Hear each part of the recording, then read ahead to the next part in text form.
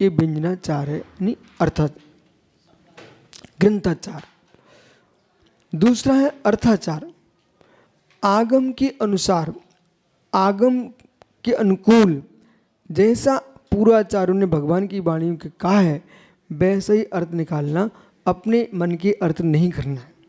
जैसे कि किसी ने प्रश्न किया है कि ये छोटी सी पुस्तक है, ये बहुत छप रही है, पहले तो ये प्रश्न करने वाला ही इसको घोर पाप का बंद होने वाला है। उसने तो बहुत बड़ा पाप का बंद कर लिया। ये प्रश्न पूछ करके उसका अभिप्राय बड़ा खोटा था और खोटा है। अभिप्राय ये है कि जान करके प्रश्न उससे किया करवाया गया तो उसने स्वयं किया।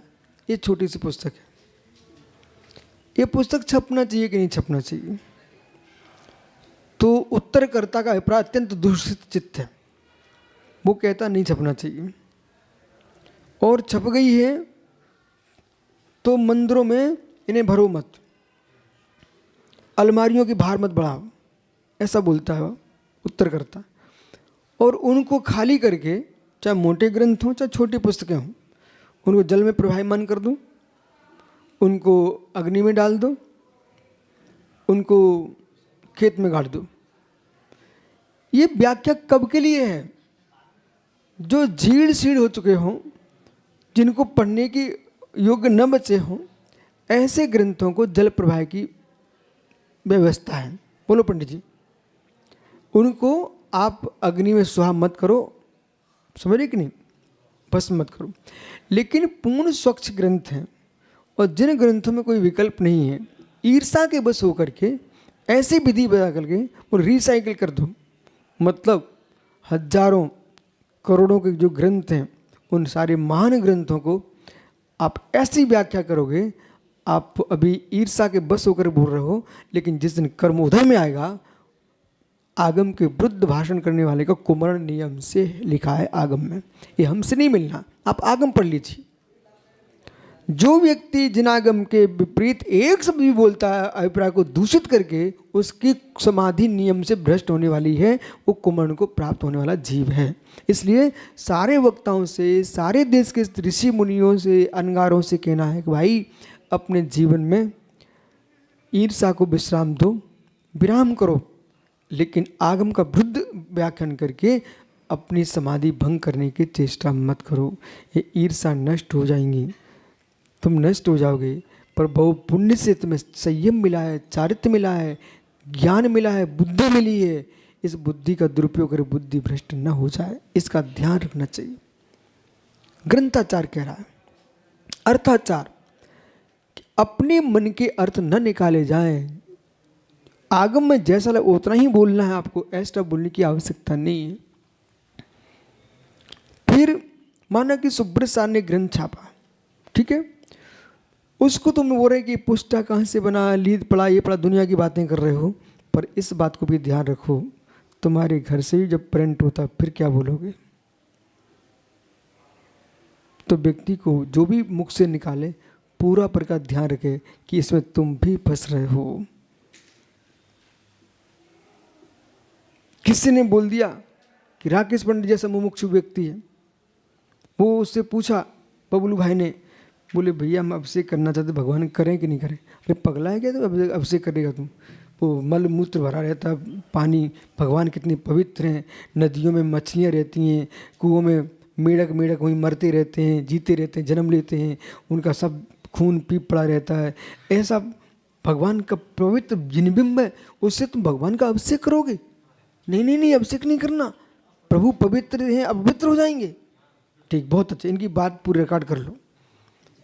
तो जब ये पानी मंगाए तब कहने पंडित साहब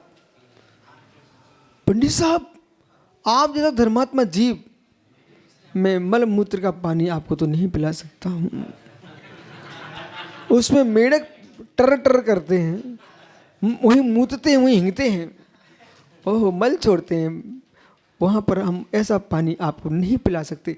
आप जैसे धर्मात्मा को कैसे पिला सकते हैं? अब बेचारा तड़प रहा है, बोले तो एक काम करो, नारियल का पानी। अरे पंडित जी कैसी बातें कर, नारियल का पानी कैसे पिला सकते हैं? उसमें तो नारियल के पानी में खेत में खाद पड़ता है, जैविक खाद, दुनिया के खाद पड़ते हैं। आप जैसे धर्मात्मा आदमी को मैं नहीं पिला सकता, नहीं पिला सकता हूँ उसको। तो बोले चावल खिला दो, कुछ तो कर दो। अरे नहीं नहीं नहीं नहीं, चावल की खेती में बहुत हिंसा होती है, बहुत हिंसा होती है, मैं आपको खाना नहीं दे सकता हूँ। आप जैसा पवित्र आत्मा को कैसे खाना दे सकता हूँ? आप तो बलने हो, मर जाएगा, मर जाएगा।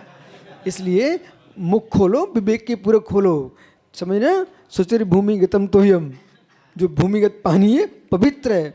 अब एक दिन क्या हुआ, हम भी पथरिया में थे, सुब्रत सागरी, आचार्य विद्यासागर महाराज जी थे, विराग सागर महाराज जी थे।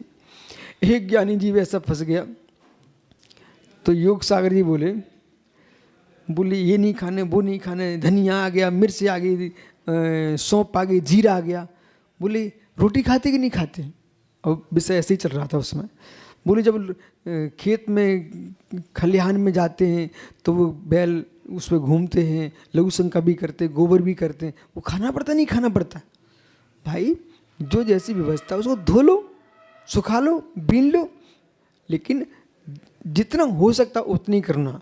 लेकिन आप भगवान की अभिषेक छुड़ाने के पीछे इतनी व्यर्थ की बातें कर बैठे। आपको आगे भी सोचना चाहिए था। हम लघु शंका भगवान पर नहीं छोड़ते हैं, हम पवित्र जल ही भगवान पर छोड़ते हैं, ठीक है ना। इसी प्रकार से हम लीद और इनका दुनिया के गोबरों से ग्रंथ नहीं छापते हैं। जो कागज़ है वो शुद्ध बांस लकड़ी आदि से बनता है। उस कागज, इतनी लीद कहाँ से लेके आए आपको? देश में कितने हाथी हैं जितनी लीद से इतने कागज बन जाएंगे? बोलिए आप, नहीं है इतनी लीद। इसलिए बांस लकड़ी से बनते हैं, इस बात का विवेक होना चाहिए।